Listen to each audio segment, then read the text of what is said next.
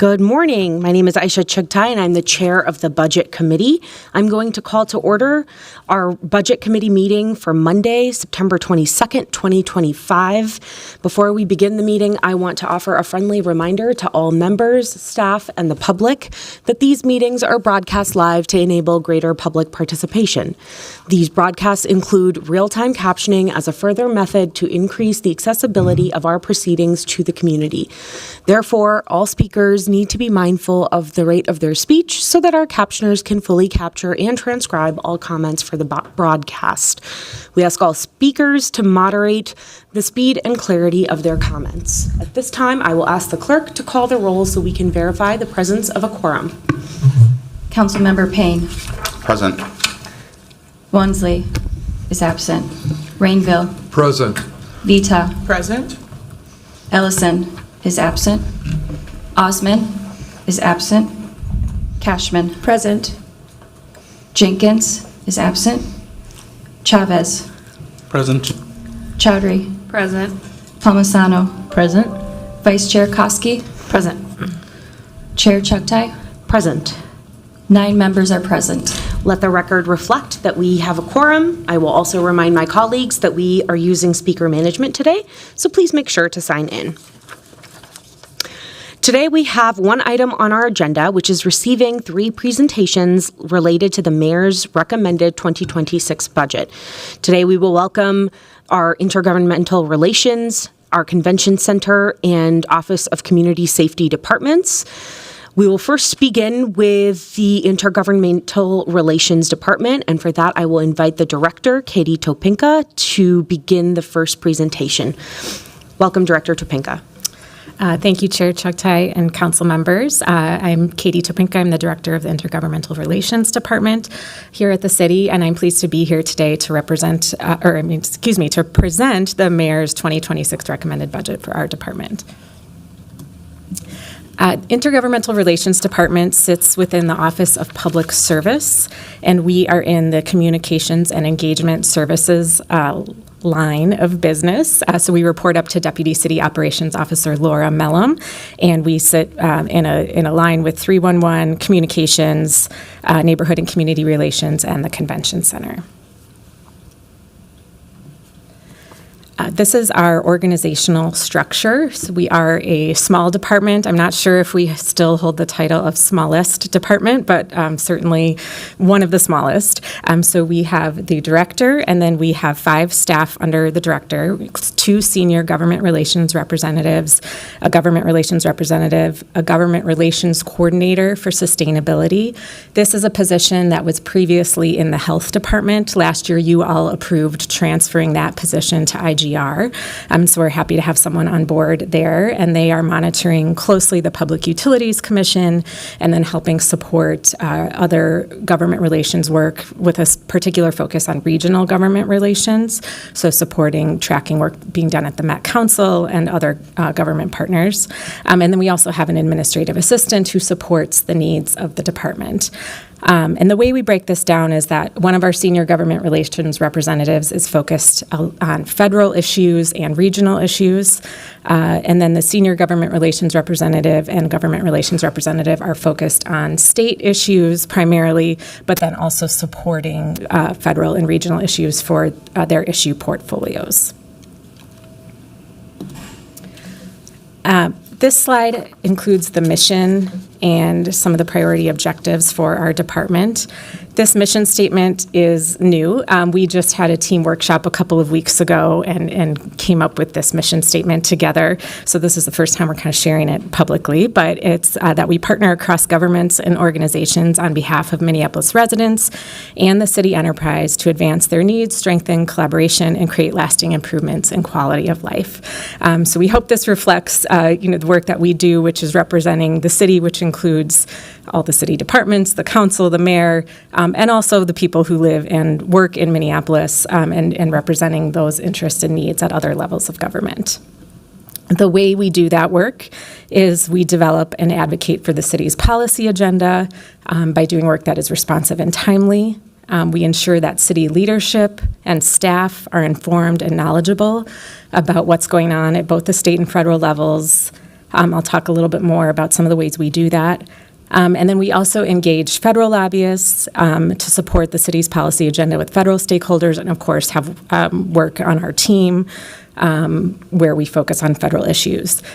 We are trying to explore new ways to do that work, including strengthening relationships with the National League of Cities and other cities to make sure we're really able to advocate for our needs at the federal level. Looking at achievements and risks for our department, I think it goes without saying that we're in a difficult political environment. And so one of the things I am proud of, though, is our ability to continue to advance city priorities, even in a more difficult political environment than we'd had the previous couple of years. Some of the ways we were able to do that at the state was by working with other cities and our city organizations like the League of Minnesota Cities to preserve local government aid and push back against proposed cuts to it.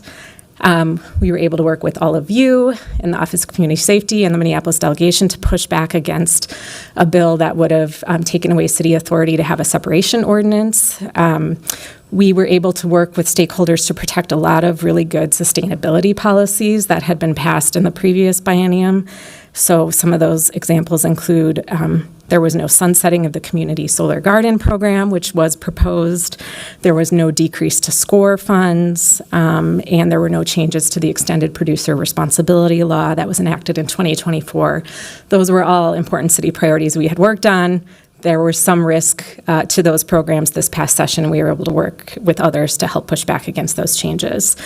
We were also able to secure some transportation funding, including the last bit of funding we needed for the Nicollet Avenue Bridge and money for traffic calming for cities of the first class. On the federal side, one of our achievements this year is really just pivoting our work where it's most needed.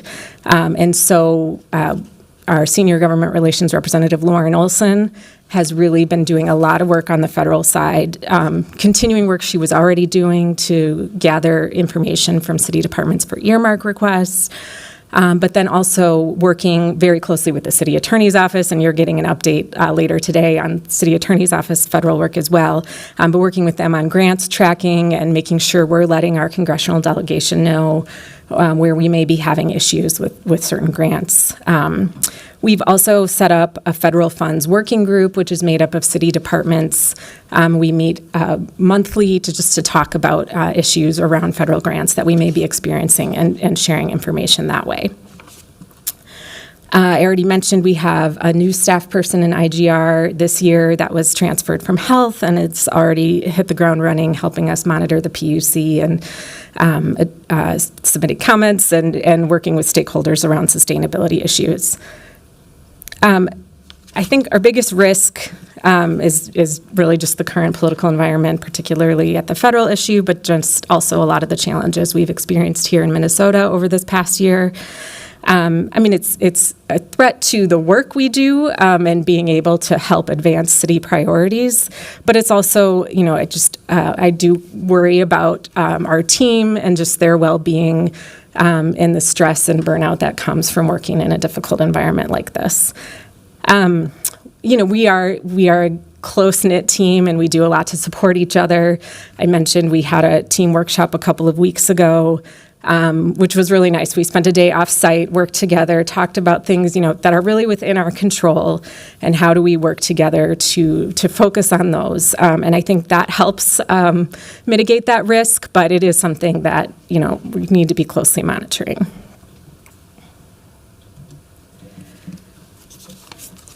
This slide includes the things we are trying to measure in partnership with PMI. Some of those things are that the city's needs are understood and advanced at the state and federal levels, that we maintain effective relationships with legislators and the state government, and that we maintain partnerships with regional bodies, and that the city enterprise is supported by the advice of the department, and that the city enterprise is able to engage in setting city's policy priorities. Our work can be a little bit harder to measure in terms of, we don't have like something we're building or, always have definitive ends to our projects in the same way other departments might. So we've been working with PMI to identify ways to measure this work.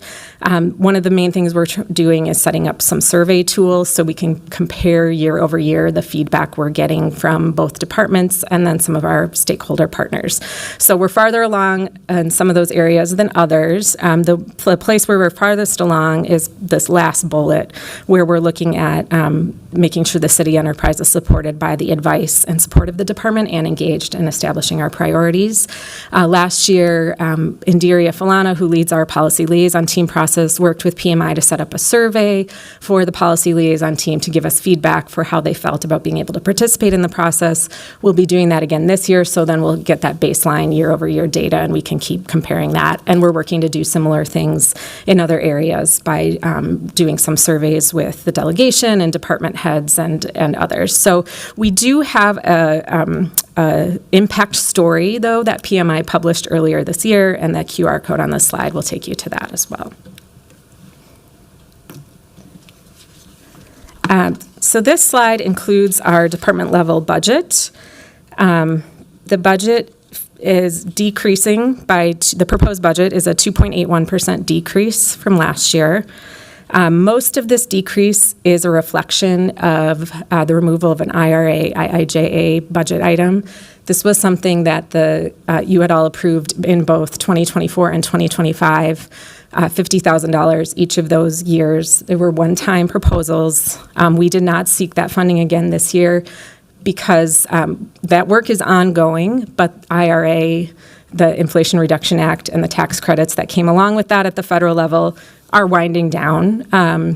We have been able to secure some direct pay for things like electric vehicle infrastructure and our electric vehicle fleet through the IRA tax credits. So that's been really good for the city, and we have some things that are still in process, but it's not something that is really needed moving forward.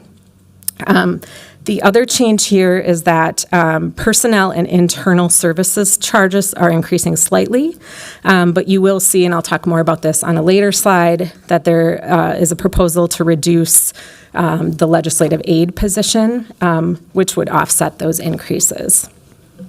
And then other changes across the cost categories are really the result of base budget realignment that IGR worked on with the budget office to reflect some of the increases in membership costs we're seeing for things like the League of Minnesota Cities and National League of Cities. Those membership dues come out of the IGR budget and have increased slightly. So we moved some funds from contractual services to operating costs to reflect that.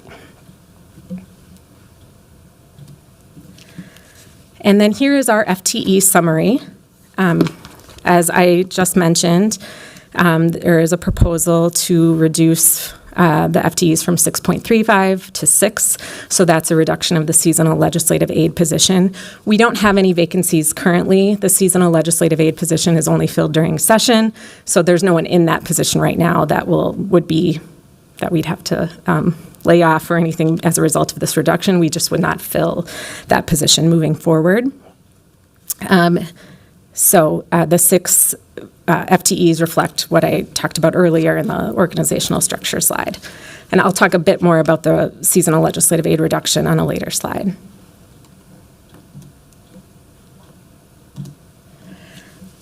So IGR's program is really the work of our department. It's advocating at the regional, state, and federal levels for the city's policy agendas and making sure that the work we do is quality and responsive and timely, and then ensuring that city leadership and staff are informed about policy updates.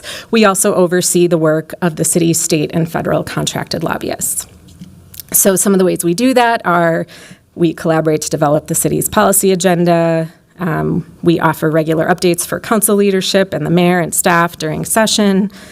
We have a policy newsletter, and then we provide policy updates to departments across the year.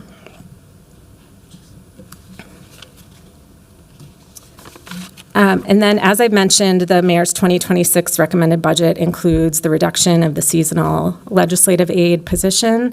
This reduction absorbs the costs of internal service charge increases. And while we really value the work of the seasonal legislative aide, and it's been great to have that position, we recognize that in the environment we're in, we have to find ways to absorb cost increases. And we do have other ways that we can manage the work that has been done by the seasonal legislative aide, including relying on our contract lobbyists to track committees during session and give us notes. And then we have a regular newsletter we put out during session, and we can transfer some of that work to our government relations representatives and our administrative staff to help make sure that continues to get out on a regular basis.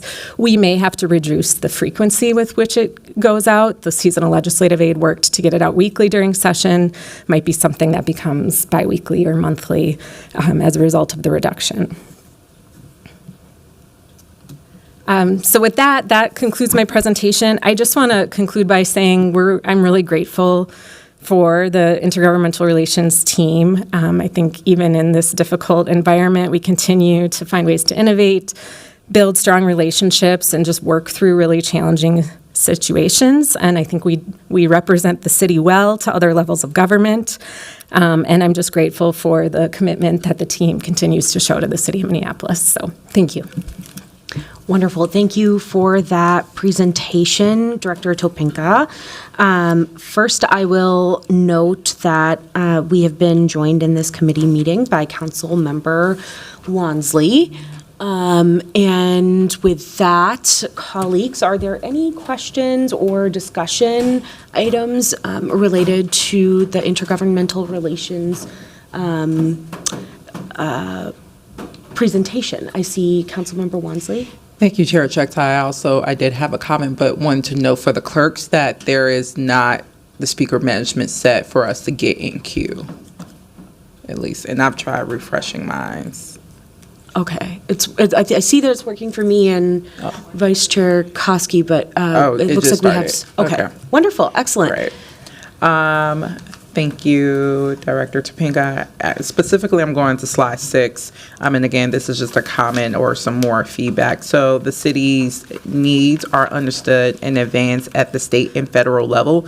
I think this is actually an area where we could use a lot of room for improvement regarding the specificity of our needs as it relates to how we're communicating that to our state government partners, especially through our individual IGR process and how that also even relates to the executive process. I say that because something that I've seen as a pattern for the past last few sessions is actually confusion around what are the priorities from a united sense of council, mayor, basically overall city. And I think of an example, for instance, many of us wanted to see funding be devoted to homeless related service providers this past session, because we all got the SOS around those service providers approaching a financial cliff. Yet when we would go, or staff would go to approach, there was not specificity around programs that we're looking to advocate for, figure amounts.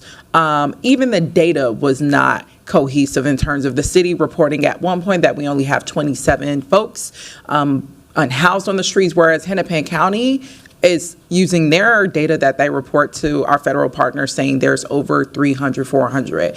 So for us to not be on the same page around even the number of unhoused residents on the streets, the significance of needing services like a Vivo to Agate, and being able to come in as a united front behind those service providers so that we could have secured that funding. And now we're in the space where it's going to be unclear how are we providing supports needed to get people housed and to stay off the streets. I think there is a disconnect in regards to how that priority even got communicated or advocated for this past legislative session.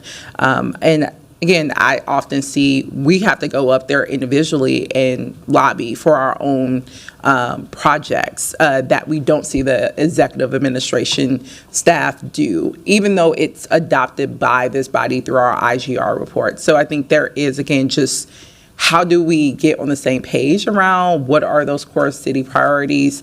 How do we then leverage our relationships so that partners at the Capitol have a clear sense of what are the city priorities. There's detail around it, and we're aligned with even other partners at the table, because I often hear amongst this body that they're saying, we need to have state and county folks. They are coming to the table. Sometimes we're not just on the same page for some reason on the city side with those partners.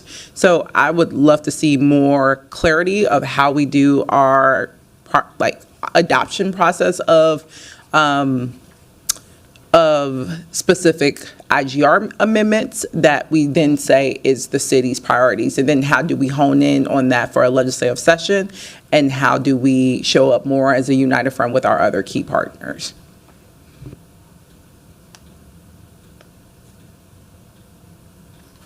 Excellent.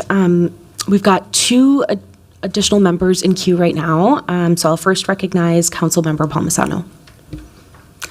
Thank you, Director Topinka. Just a couple quick comments. Last year, I had joked that it was a tight race between you and Arts and REIB for who is the smallest department. And even with these slight reduction in personnel and cuts, you're still not quite the smallest. But even though your team is small, I think it's fair to say everybody up here sees you as being mighty. And you might just have one of the most difficult jobs in the city right now. I really appreciate that we all face an uncertain future on the federal and state levels, and you and your team do it with optimism and with grace, and we really appreciate that. I'm sure there are a lot of days that you go home feeling defeated, and I saw that you noted staff stress as one of the risks of your department, but we all know how hard you work to represent the city of Minneapolis, and we thank you. Wonderful, thank you. And then next I'll recognize Councilmember Chowdhury. Thank you so much, Chair Chugtai, and thank you, Director Topinka, for your presentation. I share similar sentiments as Councilmember Palmisano. It's been really a privilege and a joy to get to be the chair of IGR and to have a closer relationship to the IGR team and see you in action at the Capitol through some very tough legislative moments. And for me, I've seen 2 legislative sessions as the chair of IGR, and they both have been very, very unique in their own way and difficult in their own way. And even through the difficulty, there have been objective wins that your team's been able to deliver. And I know that this legislative session isn't going to be any easier, right? There's a lot of grief at the state capitol, and also we are kind of waiting to see if there's going to be a special session that is going to bring your team into action earlier than anticipated. And so I just wanted to say thank you for that, and I look forward to working with you into this next legislative session and the rest of your team to figure out how we can it just seems like we're artfully figuring out how we can find opportunities for the city of Minneapolis and our community, and artfully figure out how do we stand tall on our values and communicate that even as we're taking on the headwinds from the national level coming into our state. A question that I did have, and maybe it's for you, and maybe it's also for DCCO Mellum, is one of the risks that you mentioned, or the risks that you mentioned, was staff stress and burnout. And I think in this moment, especially since you are so frontline to the political work at the state capitol, there's a lot of trauma to hold and experience, and that trauma is oftentimes very difficult to metabolize. Like these last 3-4 months have been a great example of that. I kind of wanted to get a better understanding of what type of supports are there for your team, yourself, and even other city staff that have to experience this to ensure that, people aren't burning out and they have an opportunity to go through this, and as it is a part of the work at this present moment. Hi. Thank you, Chair Chugtai, Councilmember Chowdhury. I'll just say something briefly and then turn it over to DCO Mellum. I think you've hit it on the head of kind of how hard this past few months have been. I think one of the things that helps is that we try to support one another and talk through things together. We have a very open and collaborative team, and I think everyone's pretty comfortable sharing issues and concerns with each other. We also have a lot of people we work closely with who also work at the Capitol, and so I think everyone has sort of their different sources of support in that way. But certainly there are also resources that the city has available, and so maybe I'll turn it over to DCO Mellum to talk a little bit more about that. But I think we do try to continuously check in on one another, make sure we're all doing okay, and I try to encourage people to take time off and be off and not look at their emails and their texts and take that time to kind of restore, do what they need to do to have a break. So I'll turn over to DCO Mellum. Thank you. Good morning, Chair Chugtai, Councilmember Chowdhury, members of the committee. I'm Laura Mellum. I'm the Deputy City Operations Officer over Communications and Engagement. I really appreciate the recognition for the impact that some of the events over the last several months have had on our staff, particularly the IGR staff. And I just wanted to note, too, that, through a lot of the planning that we've done related to the National Incident Management System, IGR now does have a seat in the Joint Information Center. So not only are they experiencing this with colleagues that they've worked with at the state level, but they also have a role in communicating with stakeholders at all levels of government for many of the emergency events that have happened. I would just note, we are trying to ensure that our employees across the board, and especially those who have had to really play a major role in these response efforts, are aware of the resources that are available to them through the Employee Assistance Center. That information is all on City Talk for anyone who might be watching. There are a number of mental health resources that are available to employees through the Employee Assistance Program. Thank you so much. I really appreciate it. That's it for me. Wonderful, thank you. And then I'll recognize Councilmember Cashman.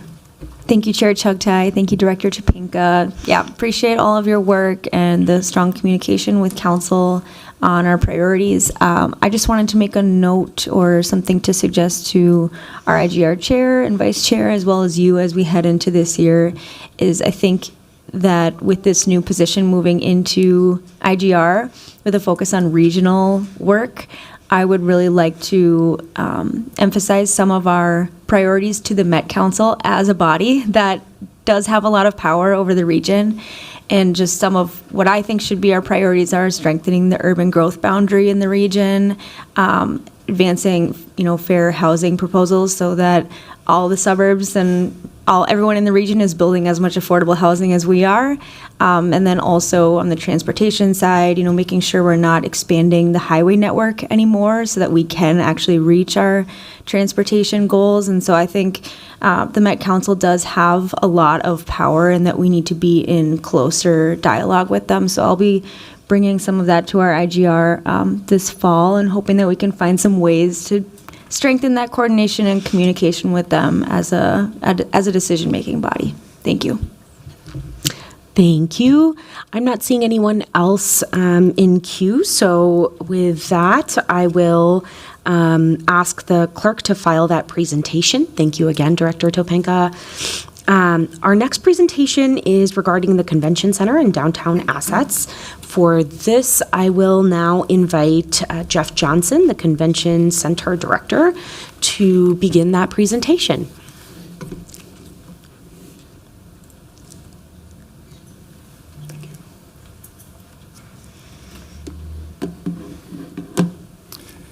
Thank you, Chair Chugtai, and Vice Chair Koski and council members. Good morning. My name is Jeff Johnson. I'm the General Manager of the Minneapolis Convention Center, and today I'm here to present the Mayor's recommended budget for the Downtown Assets Fund. I also want to take some time to introduce some of our partners that are in the room. From Meet Minneapolis, we have President and CEO Melvin Tennant, Senior Vice President of Destination Development and Public Affairs Abby Poski, and Senior Vice President, Finance Administration, Sandy Christensen. We also have some members from Minnesota Sports and Events, Chief Operating Officer John Klinkenberg, and then Tyler Boyke, who is the Executive Director of the Local Organizing Committee for the 2026 WWE SummerSlam event. We appreciate their support in what we do every single day. So our department resides in the Office of Public Services in the Communications and Event Engagement Work Group under the supervision of Deputy City Operations Officer Laura Mellum. We oversee programs for the Convention Center, the Target Center, PV Plaza, and we fund the Kohl's Center program for the Department of Arts and Culture. This slide highlights the purpose of the Downtown Assets Fund and its role and the role it plays to delineate the use of the local option sales taxes, provide predictable support to the general fund, and to support our hospitality assets. It is important to understand where the majority of the Downtown Assets funding comes from. In 1986, the state authorized the city to collect local option sales taxes to support hospitality in Minneapolis. The taxes are a 0.5% sales tax, 3% tax on hotel lodging, 3% tax on restaurants, 3% tax on liquor sales, and a 3% tax on live event tickets. These taxes bring in about $100 million a year, with about $20 million of that going to the city's debt payment on US Bank Stadium, and the rest supporting the general fund, Convention Center, Meet Minneapolis, Target Center, PV Plaza, and the Kohl's Center. The taxes have rebounded from the devastating economic effects of the pandemic, but they haven't come back equally. The power of the live event is driving our entertainment tax to be very strong, and that trend is continuing into 2025. Unfortunately, though, a downward trend in spending is showing up in our other taxes and will be a theme of my discussion about 2025 performance. Let's jump into talking about the Convention Center. Our mission is something that we live every day. To be the best is not just a slogan, but a challenge to make sure that we continue to provide economic benefits to the residents of Minneapolis through jobs, generating taxes, and providing customers for our local businesses. We do this in a sustainable way with a service mentality. These graphs speak to who we are. We are the face of Minneapolis, and maybe even the smiling face of Minneapolis. We continue to have a majority of our staff showcase the diversity of our city. We are making strides in increasing opportunities for leadership positions with our BIPOC and female employees, as well as improving our female representation in all parts of our organization. When you say that you want to be the best, sometimes it's hard to know when you've achieved that level of success. For us, being the best means that each day we come to work dedicated to give our best efforts to be great coworkers, customer-focused, and community-driven. When you do this consistently, people notice. I'm proud to let you know that the staff and programs of the Minneapolis Convention Center have been recognized by our peers at the International Association of Venue Managers as a venue of excellence. This is our third time that we have received this award, and it speaks to our consistent quality work over many years. For us, this is kind of like winning the Oscars or a Grammy or maybe even a Super Bowl championship. And really the best part of this award is that it recognizes the accomplishments of our employees and sets the bar for how we show up to work each and every day.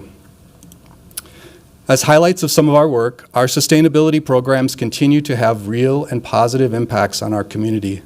We save natural and financial assets by focusing using our resources responsibly to the tune of over $7.7 million in savings since we started our programs. We have also reduced our greenhouse gas emissions by 85%. Building a great staff also takes effort. Our staff is dedicated to each other because we have programs in place that let them grow. We now have several programs that allow employees to gain skills at assistant or lower grade positions and then have a pathway to a higher grade and higher paying position. We hire people who have the hospitality skills that we desire, and then we give them the opportunities to build those skills to have a great career. Everything that we do is with a purpose and in order to represent our city well. I could tell you stories all day, but I thought it would be nice to hear from a customer who took time to post on social media how she experienced the convention center. The post talked about how we use our facility to market Minneapolis to visitors. I won't read it all, but they ended the post with this comment: This is a masterclass in marketing. I left with a feeling of a fantastic customer experience. That is our goal with each guest who enters our facility. 2025 is bringing to light some risks that will challenge us going forward. The convention center faces competition not only from the facility needs of our customers, but from the experience attendees have in our downtown, at our hotels, and with our visitor amenities. Many cities are investing in their convention centers and creating districts that help energize the area around centers with hospitality assets. We can see that cities that have not been competitors, like Milwaukee and Cincinnati, are raising the level of their convention centers and their downtowns. Our time to act is now. We have the opportunity to not only help the hospitality industry, but to activate our city, which aligns with many of the community plans that have been built over the last few years. 2025 is also bringing with it financial challenges. The pressure to keep expenses down is immense. Costs increase faster than we can increase our prices to our customers. Providing services and space that clients desire is our goal and is essential to remaining competitive. In 2025, we have seen economic instability affect our business.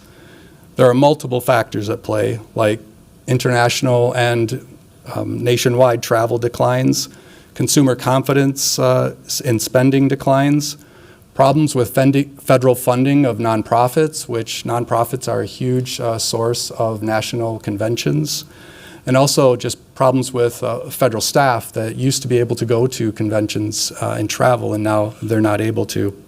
We've also seen our corporations cut back on their spending for events.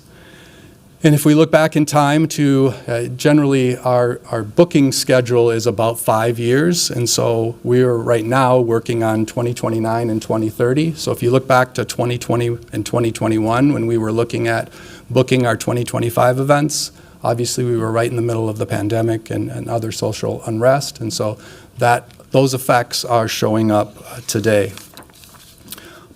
All of these factors have caused our revenue to underperform projections by over 5% this year. This is significant because we did predict a difficult 2025, but these challenges have impacted our community more severely than we even predicted. As we look forward, there are bright days ahead. We are predicting a better 2026, but those predictions will only come true if our economy normalizes and spending confidence returns. So what can we do to move forward? Well, we need to be able to adapt and change. The event business evolves, client expectations change, and we need to be able to reach those. Investment in the convention center is needed to meet the needs of our clients who have a new demographic and generation to serve. We are losing market share and competing with new competitors. I will be working with Meet Minneapolis to provide strategies and options for rising to this challenge over the coming months. As we encounter these industry competitiveness challenges, we are also going through a major transition in our workforce, with many individuals retiring or soon to retire. Hospitality is a wonderful career, but it also can be non-traditional in its hours and demands. Hiring the next generation of leaders at MCC is a critical focus for us over the next 2 years. Our legacy of good service can only continue if we recruit and keep great people. We're going to move now into our Outcomes Minneapolis information. I'm going to move quickly because the measures on these slides are actually going to find themselves in future slides. The entire downtown assets budget continues, though, to grow modestly. The main expense within the downtown assets budget is the support of the convention center. Our FTEs continue to remain flat and still down from our pre-pandemic numbers, just slightly. Vacancies are typical in our work because of the part-time and temporary staff that help sustain us during our busiest event times. Also, we see the vacancy results of some retirements this year and us now working to try to replace those positions. Next, I'm going to go through our specific programs. We continue to try to manage the expenses of the convention center. The majority of our increases in expenses have come from city-derived expenses through increased labor costs and other city charges. To help cushion those increases, we have worked hard to try to decrease operating costs. A highlight of 2024 was that the MCC had no reportable injuries for staff, which meets our goal of having a safe environment for staff while also saves the expense of lost work hours and medical bills. We do hope, though, as we said, that 2026 is going to bring stronger revenue to our building. Now moving on to our events program, this is how we pay to service our customers. About a half of this budget is given to Meet Minneapolis for marketing and sales activities, which feed our revenue growth. These graphs show the weak performance that we are experiencing in 2025 and the forecast of better days to come in 2026. We do survey our clients after their event, and this slide shows some data points from those surveys.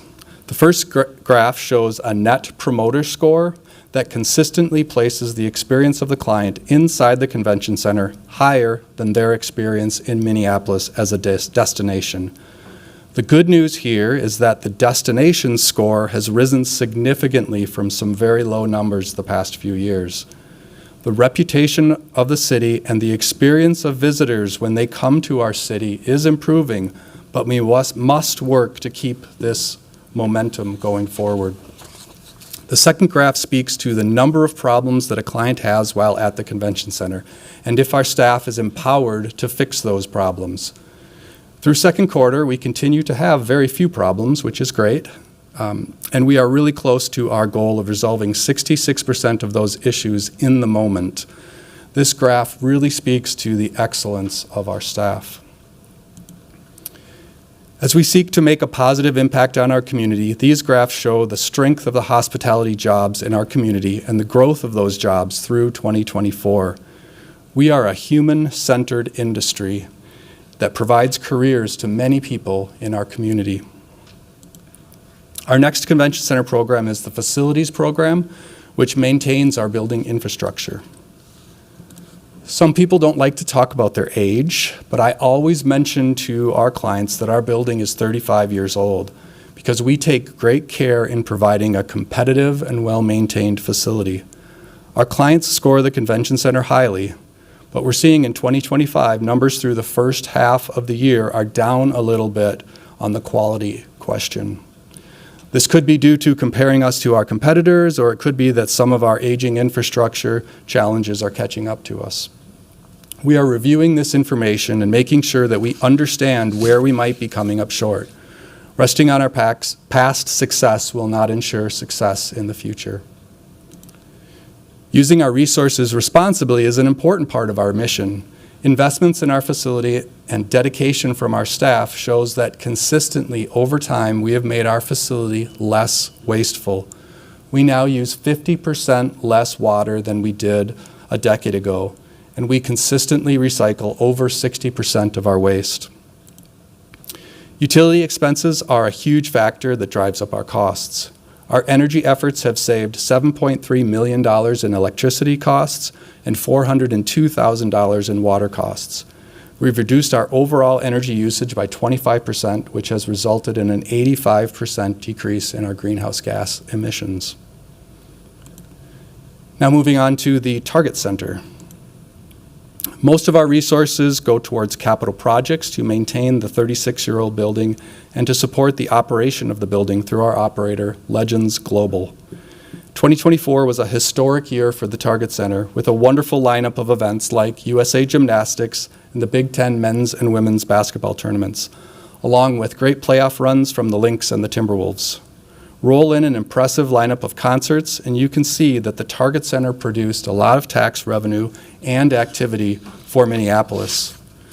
We also measured the amount of capital projects that we complete that are critical to the success of the arena. It was very challenging to find time in 2024 to complete projects due to how busy the arena was, but we were able to fit projects into the calendar and continue to make progress now in 2025. Many of these projects don't get completed in one calendar year and must roll to the next. As part of the success for 2024, the Target Center is nominated for a prestigious award from the International Entertainment Buyers Association as the Arena of the Year for 2024. We may not have the newest arena or the biggest arena, but I think one of the great things that we can know as a city is that the different artists and promoters that come to the arena are treated well and want to come back and are prioritizing coming to the Target Center through all of the very, very strong work that Legends Global is doing.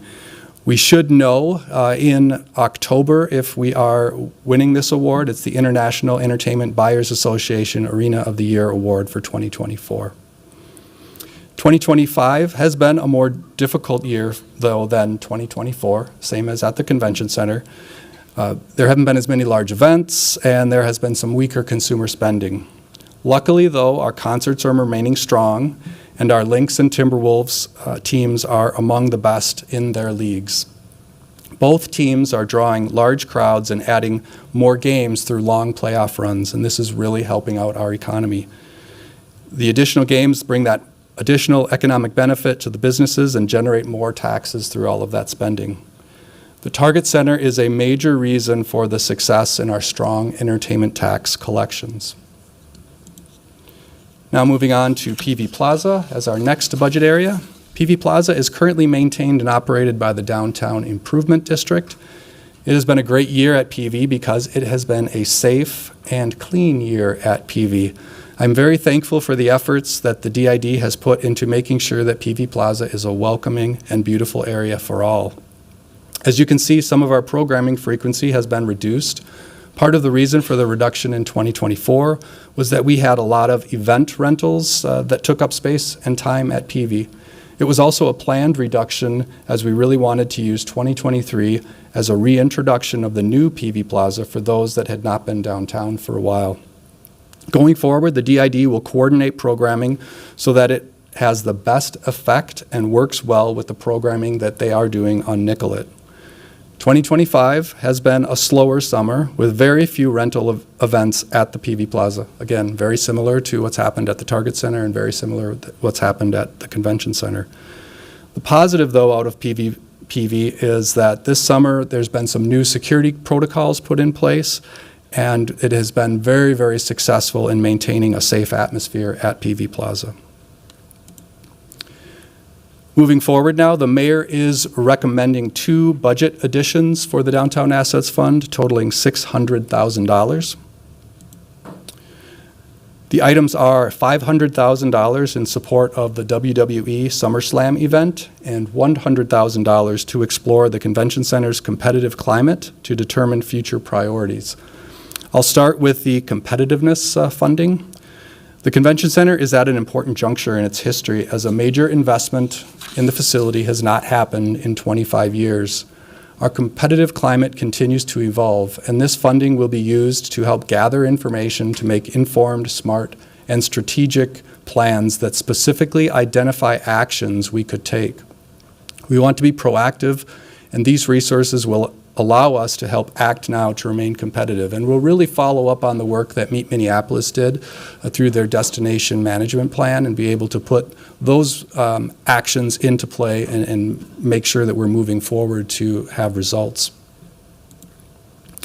The $500,000 one-time expense to support the WWE SummerSlam event in the summer of 2026 was part of the bid that Minnesota Sports and Events put together several years ago to draw the event to Minneapolis. We asked that this money would be added to the Meet Minneapolis contract to help pay for event expenses. If you don't know about SummerSlam, you should know that it is a very large event that will be held at US Bank Stadium, at the Convention Center, and then some possible events at the Target Center. About 150,000 people from 50 states, all 50 states, and about a dozen international markets will travel to Minneapolis, eat in our restaurants, sleep in our hotels, and enjoy themselves. Much like the Super Bowl and the Final Four, the event also gives back to our community through its youth programs. We have data from other cities that have hosted this growing event, and Minneapolis can expect over $100 million in economic impact. With that concludes my presentation, and I would be happy to stand for any questions. Thank you for that presentation, Director. Colleagues, are there any questions or comments related to Mr. Johnson's presentation? I will first recognize Council Member Rainville, followed by Council President Payne. Thank you. I'm in queue for Councilmember Cashman. Go ahead, Councilmember Cashman. Thank you, Madam Chair, and thank you, Director Johnson. Pretty familiar with these facilities, given that I think most of them, if not all, are in Ward 7, except US Bank Stadium, and just the benefit to having these public facilities for residents and for the economy. So just, reiterating that there are tens of thousands of hospitality jobs that depend on the strength of these facilities, including with unions like IATSE, Unite Here, Teamsters, and others. And also for the residents who live downtown, the amenities that these facilities provide are really important. For example, Convention Center is our emergency destination during a heat wave or a flood, et cetera. So for a lot of downtown residents, that is an important place to be able to go. And then just the amenities like the public bathrooms, the PV Plaza public bathroom trailer is something I get a lot of positive feedback about because it's very hard to find a public restroom in this city, and the few that we do have are really useful. I think we need a lot more of them. But I just wanted to thank you for those benefits, to the residents and to the city. I would like to just ask for you to share a little more at this point about your plan to recoup in 2026, because I'm hearing some hope and optimism for 2026 recovery, but not how we're actually going to get there.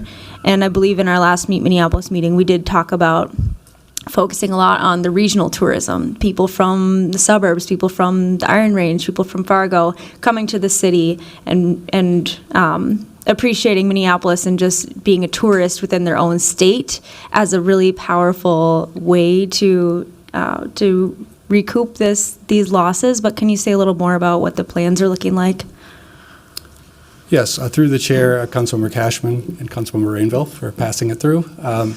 There are a lot of things going on, everything from the details of us as a staff getting together and really relooking at how we're charging for our services and trying to say, is there a different way for us to do this? Can we do things differently that will help us drive revenue in our building? From investments in our food and beverage at the convention center to make sure that we're providing the types of food and beverage that people desire, to monthly, it's been about monthly meetings with Meet Minneapolis to just brainstorm on revenue and what we can do going forward. So that's kind of the smallest level, but then as you start to go out to the larger level, we know that 2026 right now is looking better because we have again, that 5 years of work that have gone into scheduling for 2026. And so we know that we have better national events coming in 2026. And so that's why this work on that small level to make sure that we actualize greater revenue when those events do come to town is something that's very, very important to us. From a marketing and sales standpoint, obviously Meet Minneapolis is working on that and working forward. The regional work is something that is very important as I talked about in my presentation, that travel right now is difficult, both international travel and national travel. And so we may become a more regional destination for the short time. And so making sure that we're reaching out to those regional areas like and really when you look at Minneapolis, we are a regional hub of hospitality. People love to come to Minneapolis because we have the amenities that they are desiring. And so being able to go out and tell those stories through the marketing plan. I don't have specifics on how much is going to be spent or anything, but that is definitely something that we're going forward on. For those national conventions, if you remember in 2025, when we brought the new Meet Minneapolis contract through, we added some additional resources to them for help in the sales process through additional money to help attract those bigger events to Minneapolis. And so it takes time to do that, and we'll start to see some of the benefit of those additional resources in 2026. But we will most likely see more of the benefits as we get out into further years where those additional resources can really help us market the city, but also help with costs so that events in a competitive climate will want to come to Minneapolis. Okay, thanks. And also on the new expenditures, the $600,000, can you detail out what the $500,000 investment would be in the WWE event, as well as, the study for $100,000? What exactly we're hoping to get out of that and what the RFP would look like? I think, $100,000 is pretty high for a study, so wondering what exactly would be encompassed in that cost. Through the chair, Councilmember Cashman, for the $500,000 for the SummerSlam event, it would really go towards event expenses. A lot of those expenses are city costs. So if there are any costs for shutting down roads or anything, permits, things that they would have to pull, also potentially costs of the facilities that they are using in order to come here. And so that money helps incent a big event, again, that's going to bring over $100 million in economic benefit to our city to come here. And so that is generally what those dollars will be used for. The $100,000 that the mayor is recommending is a little flexible at this time, and I don't know that it's going to be just for a study. It's really to help us with that competitiveness and try to understand what are the things that we need to do in order to be competitive. And that component really ties into how we've said, and I've said this many times today, is that there needs to be some investment in the convention center. We need to be able to follow the lead of what the Destination Master Plan for Meet Minneapolis has talked about in what we do to ensure that a convention center district is something that really provides the opportunities for our clients and guests when they come to Minneapolis to engage with Minneapolis and spend their money and have a great time while they're here. And so I'm asking for a little bit of flexibility with the exact details of what that $100,000 will be used for. There'll be components of it that will be helping us get that information so that we can come forward and say to this body, these are the things that we need to do, and these are the things that we need to activate in order to be successful and in order to respond to the information that we learned through the Destination Master Plan. Okay, thanks. Just wanted to thank you for your presentation and also give a special shout out to Ms. Polsky, who I know is new and has been doing an amazing job and has been just really collaborative on these efforts to increase signage and wayfinding downtown and working with partners to pilot out what that can look like, as I know it really benefits tourists when they visit here to know where they're going, in the skyways in particular, but also really benefits the residents who live here and also want to be able to navigate the city. So thank you for that. Thank you. Next, I'll recognize Council President Payne, followed by Councilmember Palmisano. Thank you, Vice President Chugtai. Thank you, Director. I was just curious if you could speak to the degree to which we used debt financing for maintaining capital improvements for the convention center versus direct appropriations from the Downtown Asset Fund, if there's any strategy to that. Through the chair, Council President Payne, debt financing historically has been used for large projects. And so this year, the convention center will be debt-free. And so there would be an opportunity to think about if another investment is coming or needed as far as debt financing. As far as year-to-year capital improvements and using debt financing for that, that has not been something that we have used in the past. Obviously, it is a financial tool that could be used. I think in the past, generally, those that make the financial decisions have decided that it made more sense to use the resources that we had versus to go into debt for those year-to-year costs. And then in the instances where debt financing was used for a major project, did it just go through the standard CLIC process, or did we have a different approach to that for the convention center? Through the chair, Council President Payne, generally it was always a different process. Even looking back to the Target Center renovation in 2017, that was a different process where I came before the council at that time with the request it did not go through the CLIC process because it was not general fund dollars and because it was from a special revenue source. Thank you. Thank you. And then next, I'll recognize Councilmember Palmisano. Thank you, Director Johnson, for this update. And you're absolutely right. I have a bit of a learning curve on worldwide wrestling events, but I promise to get up to speed if I need to.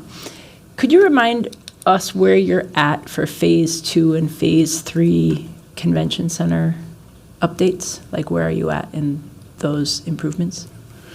Through the chair, Councilmember Palmisano. So we have been bringing forth some projects for our meeting room renovations, and the Phase 2 project is complete. There's a few punch list things that they're working on. Phase 3 of the meeting room renovation starts in November of this year and goes through about April 1st of 2026. Thank you. When you mentioned risks and competition, is there a way you could make it really tangible for us? And maybe that's not something you want to do in public, but like what other cities do you see having that competitive advantage over Minneapolis for some of these events? Through the chair, Councilmember Palmisano. It's hard to say that because I feel really strongly about Minneapolis, and I think that we can compete with everyone. But also, I think the two that I mentioned, Milwaukee and Cincinnati. Milwaukee, because they had a smaller convention center that for years we never really heard about, and they have put in, I think it was $350 million into a convention center expansion, which almost mimics the exact size of our building. And so now they are on our playing field, and a very similar, as far as central to the country, similar size city. I like our city a lot more, but they have now stepped into the competition with us when generally we did not see them in those rooms. When you look at Cincinnati, they actually are shutting down their convention center and remodeling it completely. But I guess I call out Cincinnati for some of the cool things that they're doing in their city to activate their city. Ben Johnson, our Director of Arts and Cultures, comes to me all the time and talks to me about some of the things that Cincinnati is doing to really make that city a place that people enjoy visiting. And I think that those are the components to what I want to look at is how do we, again, help the city become more active? What role do we play to make sure that the city is more active? And we know and we've seen that some of the hospitality assets have moved away from the convention center. They're moving more towards the river, which is fantastic. I love the river. I love to be by the river. So we know that is happening. Now, how do we respond to that? How do we engage with that? How do we connect to that? We talked about wayfinding as potentially a component of that. And then how can we add to our area to make sure that we continue that energy all the way to the river for people? And so it's really trying to build off of all that everyone has been talking about and try to say, how can we actually affect it and how can we actually get something going to really make sure that we have a tangible product. Thank you. Wonderful. Thank you. And then I will recognize Vice Chair Koski. Thank you, Madam Chair. Thank you so much, Director, for the presentation. Really appreciate it. And really, it's been clearly a hard road to move up, but you and your team have done an incredible job doing that. I just had a question, kind of piggybacking on Councilmember Palmisano's. When you think about the future of the convention center and you describe it being far more robust than just the building itself. So I was wondering if you could just share a little bit about that vision and that connectivity, like you said, to the river and what that could look like for us. Yeah. Through the chair, Vice Chair Koski. Well, there's a lot of dreams, right? I mean, everybody has dreams. Dreams are free. Dreams are free. The actual plan is not. And I think when you look at the convention center, we have a great opportunity because even locally, very close to the convention center, we have control of a lot of the space. So we have this beautiful plaza that is right out in front of our building something that is an amenity for our residents. We see dog walkers out there every single day, but also an amenity for our visitors and the people that are in conventions to be able to go out and live the brand of City by Nature. We bring that brand to them in reality. And so I'm really trying to look at that plaza and say, how do we use that in a different way, in a better way? What can we do, and what amenities can we bring to that plaza to make sure that it is something that is an attractor for the neighborhood, but also an attractor for our clients and our visitors? I can't remember where I heard it, but it was someone who was really, really smart, said that when you invest in something for your city, you should do it so that the residents enjoy it, but also that visitors enjoy it. You shouldn't necessarily, from a hospitality perspective, not from a public works perspective necessarily, but from a hospitality perspective, you should do something that both groups will enjoy and want to be at. And really, that's my vision for at least the local area right outside of the convention center, is that we become this place where our visitors and our residents are intermingling, telling each other where the great places to eat are, and really enjoying. And we see a lot of these great spaces across the world and the country, in the great cities of our world. And I want to bring some of that to the area around the convention center. Thank you. Appreciate it. Thank you. I'm not seeing anyone else in queue. So with that, thank you for your presentation and for answering questions today. I will direct the clerk to file that report. Thank you. Thank you. We'll now move to our third and final presentation for today, which will be from the Office of Community Safety.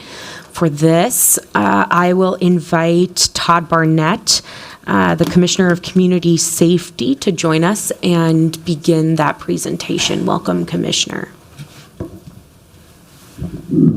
Good morning. Thank you, Chair.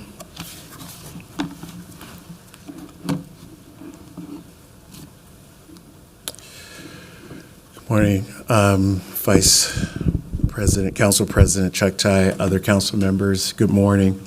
Todd Barnett, the Commissioner of Community Safety for the City of Minneapolis. I'm here today to present on the recommended 2026 budget for the Office of Community Safety. Joining me today in the audience is the Deputy Commissioner, Jared Jeffries, also the Chief of Staff, Andy Scootman, Director of Design and Implementation, Will Christensen, and also our Director of Administration, Murren Anderson.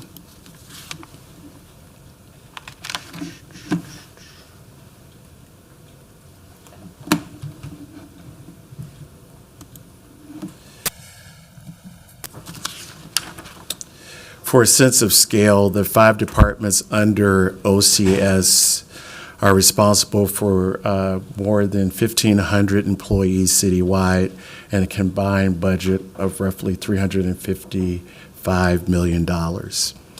Looking specifically at OCS, the office itself is proposed to have 8 FTEs in 2026. The Deputy Commissioner position, as you know, was added this year in 2025 to strengthen the leadership capacity. Deputy Commissioner Jared Jeffries is focused on advancing the work under the settlement agreement and the consent decree provisions, as well as managing high-level strategic partnerships across the enterprise. You'll also notice that the communications staff are not, included in the 2026 slide. It's a recommendation that we move them to the City Communications Department in 2026 to better align with the city communication plan and strategic planning. As been noted many times before, the mission of OCS is to provide a coordinated, comprehensive, and equitable safety services for all of our residents and visitors. Our goals continue to be to build a comprehensive and cohesive community safety ecosystem, implement the settlement agreement and consent decree provisions, also strengthen the city's ability to respond to emergencies and large-scale events. Our work is guided by, of course, the settlement agreement, but also by the Safe and Thriving Community Report and the NYU Assets and Gaps analysis as well. As we look at some of the achievements for 2025, we've launched a Safe and Thriving Community Work Group. We put into practice recommendations from the Safe and Thriving Community Report and the NYU Assets and Gap analysis. We made measurable progress in year one of the settlement agreement and have identified areas for us to focus on. Though we've made progress, there's still a long road ahead of us. We've conducted citywide exercises and improved coordination during large-scale incidents. We've enhanced our collaboration with our partners at the county, state, and federal levels on crime. And also, when we look at the late-night safety plans, we've expanded that coverage beyond downtown into Deacontown and Uptown.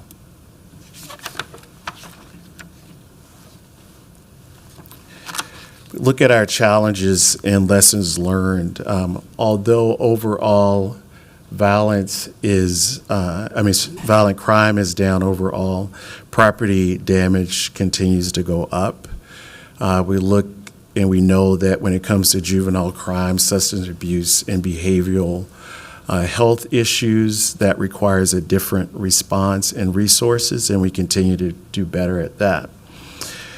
During these times where resources are tight, that does restrict our flexibility, but also creates opportunity for us to be a little bit more creative. We know that progressive cities like Minneapolis continues to face federal funding challenges. Minneapolis, in particular, similar to other cities, look at their funding as far as federal grant funding as a key source start to decline. In 2026, we expect our OCS departments to depend on about $3.5 million in federal funding. Look at some of the lessons that we've learned within this last year. We know that our large-scale events or emergencies continue to increase. Each response requires the city to review what's worked, what we need to improve on, and make adjustments to close gaps. For example, we have recently added to the Joint Information Center our Intergovernmental Relations Director, and that's to help with us to ensure accurate, timely information flow to our stakeholders. Year one of the settlement agreement has taught us that organizational change is steep and requires a sustained focus. We have made progress. Like I've said earlier, we still have a long way to go. We also know that when we see different crime trends, that it requires us to be flexible and nimble, and that's a goal that we have, is to be able to deploy resources where they are, when they're needed. When we look at our outcomes, Minneapolis, we focused on three key areas. Those areas include implementation of the settlement agreement, responding effectively to emergencies and planned events, also advancing the work in the Safe and Thriving Community recommendations. Year one of the settlement agreement that ALIFA put out their report in March of 2025 of this year and showed significant implementation steps, but also highlighted that time and staff capacity is needed for full adoption. We anticipate that ALIFA's mid-year report would be out by the end of this year. OCS has also strengthened Minneapolis's emergency response capability. As you see in that second graph, we've had more than 180 staff members be trained in advanced incident command and NIMS protocols. That training continues to be led by our emergency management leadership team and has proven to be critical in managing large-scale events. Looking at the ecosystem system developments, OCS has advanced 80 recommendations from the Safe and Thriving Community Report. Many remain in progress, as you can see on this slide, and a lot of them in particular require a deeper system change for us.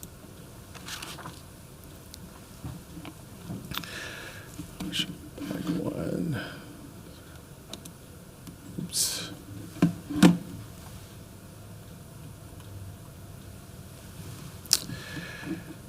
Sorry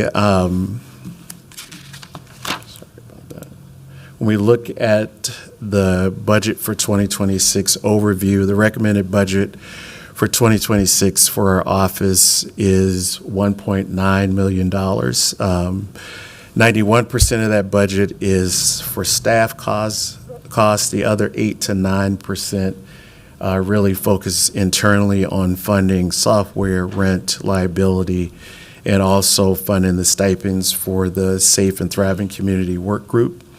As you will notice here, and I've mentioned it earlier in the presentation, there is a drop in the funding you can see for 2026 because we're moving the comms staff to the city communications department, and the one-time funding in 2025 will drop off, which included MPD background check funding and nighttime safety plans. This slide shows that we'll have in 2026 8 field positions that will remain with us, even though 5 of those positions will transfer to the city comms department.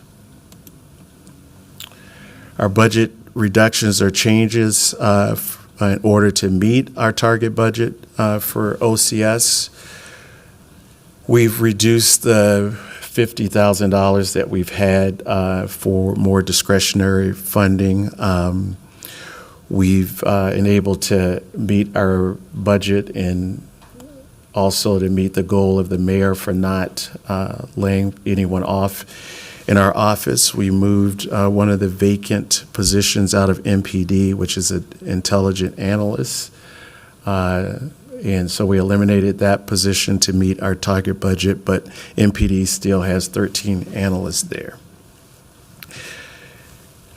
In any budget time like these, this will limit, of course, our flexibility, but does not stop us from meeting our mission and goals as we move forward in 2026.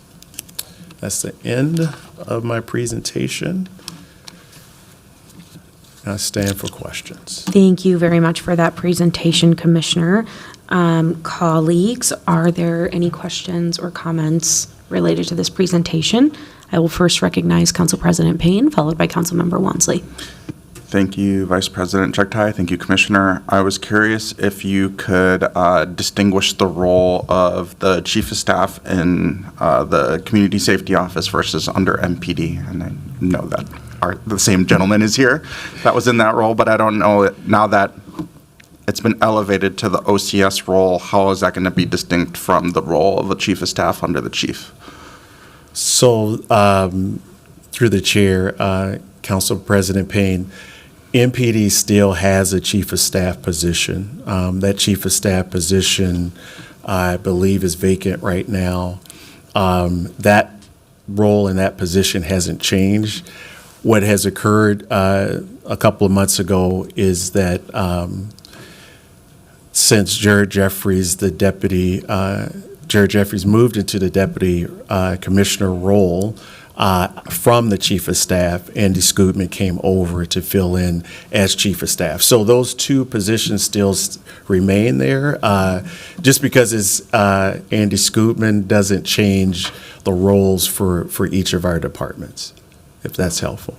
Yes, I'm just curious about how, I'm trying to identify if there's duplication of roles. No, there's not duplication. I'm sorry, Chair, through the chair, Council President Payne. There's no duplication of roles.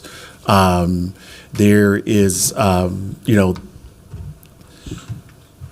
MPD, as you know, is 24/7.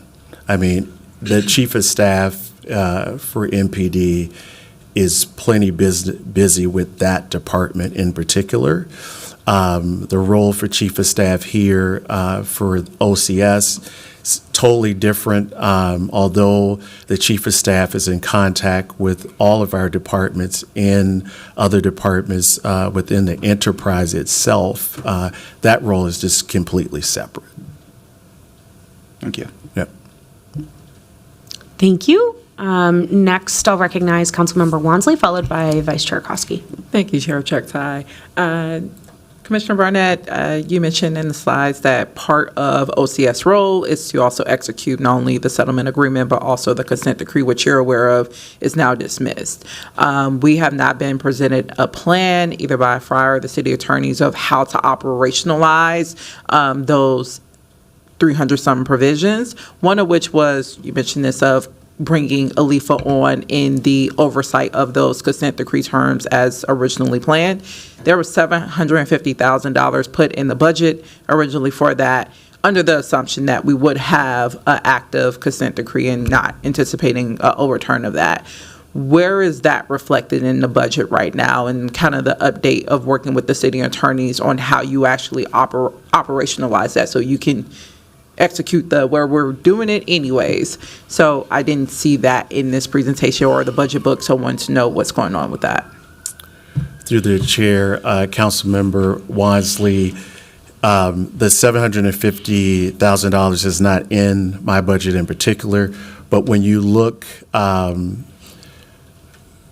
go back several months, even though the federal consent decree was dismissed in federal court, we have continued to work as though those positions will eventually be part of the overall plan for our implementation unit and the other departments within the city. So some of the background or update, if you haven't been briefed on this, is that our implementation unit, our city attorney's office, all those departments connected with this work have looked at where the federal consent decree provisions overlap with the settlement agreement. They're looking at where there are differences with that, where there are situations where we can continue the work and not make major changes. We continue with looking at the federal consent decree as implementing it, even though I believe the city attorney's office and the Minnesota Department of Human Rights Department continues to work out ways in which hopefully we can meet some agreement that would, in the long run, have us with one independent monitor for all of the provisions of the settlement agreement and the consent decree. So just to take a step back, with the $750,000, is that then located in finance? Because I know there's an overall $3 million budget for the settlement agreement or consent decree. I'm assuming the $750,000 was a part of it. If it's not OCS, where is that being housed? Through the chair, Councilmember Wansley, I would have to ask someone else because I'm not sure where the $750,000 is. Let's have Director DeZenza come up and help address that.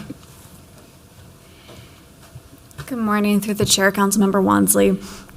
We might need to confer offline because I'm not totally certain where the $750,000 is coming from, but I have heard you mention the settlement reserve a few times, so I wanted to talk about that a little bit.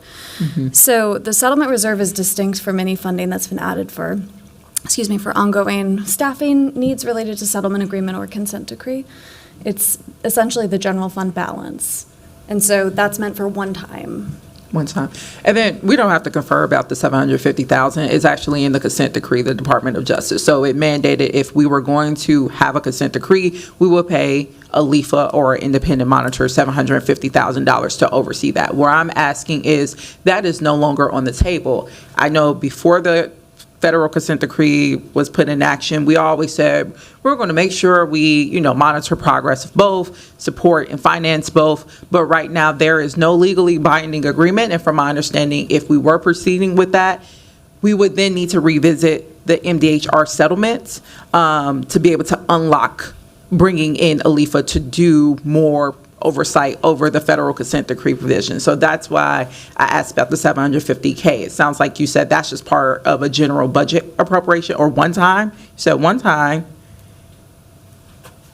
What is the settlement agreement appropriation? If you can clarify again. Sure. So through the chair, Councilmember Wansley, right now ALIFA is contracted with the city to implement the settlement agreement, as we know. The cap for that in the settlement agreement is $1.5 million, to my understanding. Because the ALIFA contract is something that will only be with the city throughout the terms of the settlement agreement, the city made a decision to not put that on the property tax levy, but instead, because it's a legally required payment, to pay for it with the settlement reserve, which is just the general fund balance, a portion of which is designated to support the settlement agreement implementation.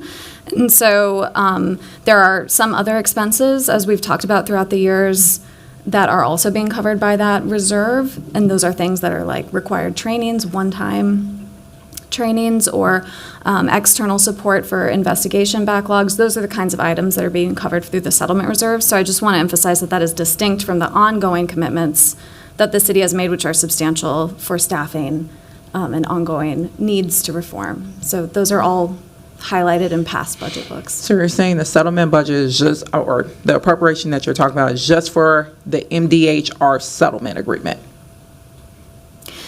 Through the chair, Councilmember Wansley, I think we're kind of talking past each other. There are a number of funding streams that are supporting broadly police reform in the city. So there are ongoing funding strategies, and then there is a pool of funds within the general fund balance that we've set aside for emerging one-time needs. And so the ALIFA contract right now, as my understanding, is contracted just to implement the settlement agreement. So I don't think we're talking, the clarification in 2025, this council received a budget presentation that overlooked or overviewed line by line the provisions needed for the settlement agreement. I'm not relitigating that. What I'm asking is, we were also told that appropriation or reserve would also cover anticipated costs coming from the Department of Justice consent decree, one of which is fixed, $750,000. So get the general, I'm saying, where does that fit into this reserve? So through the chair, Councilmember Wansley, because we are not under the terms of the settlement agreement, that reserve fund balance is not an available source for consent decree. It's an available source for legally required items only. Oh, that's good to know. Okay, we were told that, again, this was going to be implemented and supported regardless. That's why I was looking for it as a line item budget. I thought it would have been reflected in OCS, but you just provided lots of clarification on that. Commissioner Barnett, going to slide 6, risk and lessons learned. One thing I did want to get an update on, because here it talks about lessons learned regarding coordination of sworn or non-sworn responses, and also just how we're being better at using existing resources, which includes personnel, to meet public safety needs. I want to get an update on the staffing study. I think you're well aware my office has been working with Deputy Commissioner Jared Jeffries and you in conversations around, okay, how do we, and also Chief O'Hara, around how do we revisit the staffing study that MPD or Chief O'Hara said was outdated. It needed to be reevaluated with the, thinking post-2020 kind of dynamics for the Minneapolis Police Department. We had originally meant to bring that as a budget item for the staffing study to be completed by MPD last year, but we're told that was not necessary. The department was going to do it itself. It's already third quarter almost of 2025. When should we anticipate that coming forward? Because again, seeing this is not part of your budget, if this is something that you all can already do internally, which I think we left that previous conversation thinking that that was the plan. Through the chair, Councilmember Wansley, haven't had a recent update on that. I'll have to get back to you with the response. I just don't know off the top of my head right now. Okay, so for clerks, if you can mark update on the MPD staffing study and progress related to that. And then moving on to slide 8, Outcomes Minneapolis regarding the Safe and Thriving Communities Report. This is great to have the dashboard. Really, again, kudos to former director of the Implementation Design Division, Amanda Harrington, for getting this underway. While it's great to see non-started, I do want to know if you have an estimate or anticipation of, for 2026, the amount of projects that you're carrying forward, knowing that we also put money in the budget for pilots that we did receive an update on from PMI. So one, to get a sense of, of the in progress, what are you anticipating to execute for 2026? Through the chair, Councilmember Wansley, are you talking specifically about the Safe and Thriving Community Report? I think most of you know that Amanda Harrington has moved to neighborhood safety. Director of Design Implementation, Will Christensen, has been here maybe a month. So we have started to really sit down and look at the work that's been done, look at what is feasible as we move into 2026. I can't give you specifics right now, but I would think by our December 3rd quarterly update, we'll probably have a better sense of that. Okay. Right now, we just, I think our Director of Design Implementation has been doing a good job at trying to make sure he understands the work, but also understands some of the concerns and things with council. I know he's set out to meet with council members and things like that to get feedback, and really want to use that information to kind of direct where we go in 2026. Okay.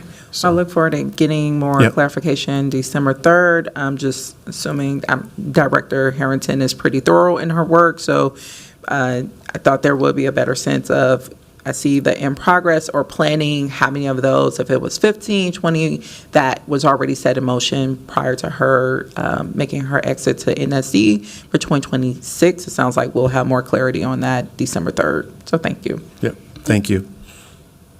Wonderful, thank you. And then next I'll recognize Vice Chair Koski. Thank you, Madam Chair. Thank you, Commissioner, for the presentation. Just a couple questions on the FTE transfers. Yes. So the first one, the budget eliminates a vacant intelligent analyst 2 position that was transferred from MPD to the Office of Community Safety. Can you clarify when that transfer occurred and whether the position was ever filled, and if not, why it remained vacant?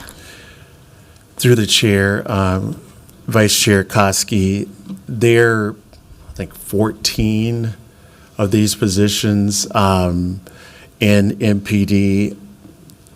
I know that this position was vacant. With 14 positions, things move around, and this is a promotional sort of position from 1 to 2. The exact date that it became vacant, I don't know on that. What was the other part of your question? I'm sorry. Well, so my understanding, and maybe help me if I'm not reading this correctly, but I think it was transferred from that intelligence analyst to, because it was vacant, yes, I'm assuming, moved over to Office of Community Safety. So I guess for what purpose was the original transfer for? The purpose was twofold. One was to meet our target budget.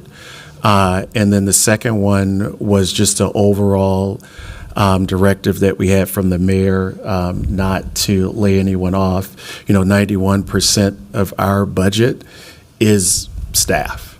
We don't really have a lot of wiggle room. We've had $50,000, which I would say is more discretionary, where we use for supplies, try to do staff development, translation, for flyers and things like that. Community engagement is what we used the $50,000 for. So that was really the discretionary spending we had. And the other funds that we had within our department were one-time funding. That funding included the MPD background checks, also included the late-night safety planning. So there wasn't really any funding that we could use in order to meet the targeted budget. Okay, so when that role was moved over from MPD to your office this year, you did not fill it? That's correct. Okay, and why was that you decided not to fill it? And, or I guess, what was the original intent of moving that over, and then you decided not to fill it? I see. The intelligence position? Correct, Okay. yeah. Through the chair, Councilmember Koski, that transfer was made in order for us to meet our target. Okay, for all the for our other budget. spending. Okay, Yep. Got it. All right, that's helpful. But now you're It eliminating it. wasn't, that position was moved over that we were going to fill it and use it for anything other than for the budget. Got it. Okay, sorry. That Yep, clarified. Okay. maybe I wasn't clear. No, Sorry about that. That's helpful. Other question. So I understand that many departments are moving communications we're centralizing communications. And in that, you have 2 senior project managers. That are moving over to the comms team. Can you describe, or at least I'm looking now also at their new org chart as well. So under the Office of Community Safety Director, there will be a media relations coordinator, a senior project manager, and then a strategic communications coordinator. Can you just tell me a little bit about what do the senior project managers do currently for you and your comms team that will they now do on the communications team? Through the chair, Councilmember Koski, you're talking specifically the comms folks that were under OCS? Correct. Okay. Yep.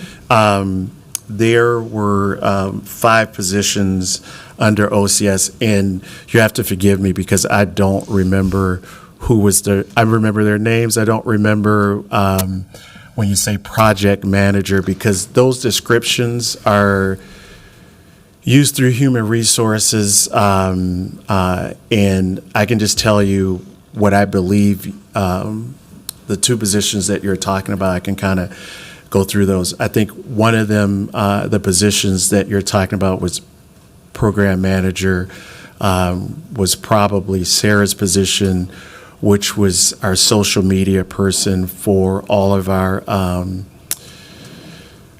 web page, keeping up to date with all of our other departments to make sure that we're really uniform in the way we send out information, whether that's by flyers or how we do community engagements as far as newsletters, like I said, making sure that when we're doing those engagements that we're doing that in different languages and things like that. So that's part of her description. I think the other, what you call program manager, would have probably been David's spot, where he was, he's more in charge of a lot of our graphic and video that was put out by our departments. Although you might see a position like this with MPD, that's specific for MPD. We also needed to support our other departments as well. So a lot of this proactive work that we're trying to do for our first responders, I guess things we haven't done before, like live stream our fire cadet graduation for those folks who normally or not able to attend, being able to proactively You might have saw the story about the saunas in the fire department. Do some work like that. Also, they're important to some of the recruitment work that we've done. Both Sarah and David has worked on MPD recruitment. They've been working on other recruitments for the departments in OCS. So hopefully that gives you some insight into some of the work that they've done. Yes, I think that does. I think if we can just do a follow-up memo, I think it would be Sure. helpful to see just the Yep. the original job descriptions for those 4 roles. So it would be the media relations coordinator, the senior project managers, there's 2 of them, and then the strategic communications coordinator. Sure. So we can just do a Yep. follow-up on that. Thank you. And then just last question. So I believe that the budget shows that there is an FTE being transferred from the police department into OCS. Is that correct? That, I believe, would be that intelligent analyst position that's used to meet the targeted budget, yes. Sorry, through the chair. Okay. Okay, then I think that answers my question then. I was just curious how it was going to be utilized, but all right, thank you so much. I appreciate it. Thank you. Thank you. I am not seeing anyone else in queue. Thank you so much for coming in to present your recommended 2026 budget. I will direct the clerk to file that report. And with that, we have concluded all business to come before the committee this morning. And seeing no objection, we will stand adjourned until our next meeting, which is Monday, September 29th at 10 a.m., where we will receive departmental budget presentations prepared by the Civil Rights and Public Works departments. Those presentations will be available in LIMS later this week. Thank you, everyone.